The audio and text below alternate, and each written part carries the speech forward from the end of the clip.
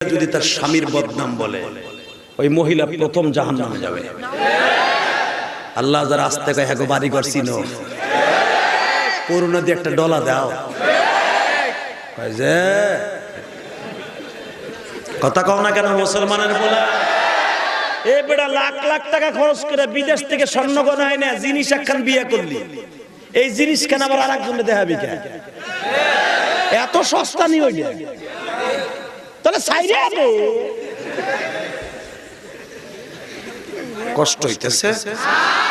সাসাই মসজিদে কপাল গুতাইতে গুতাইতে কহর বেলা লাইছে বুড়ারে পুতের বউ কয় আব্বা আপনি মসজিদে থাকতেন না খালি গণ গণ গড় দিয়ে ঘুরে তার মানে ওনারে মসজিদে পাঠাইতে পারলে উনি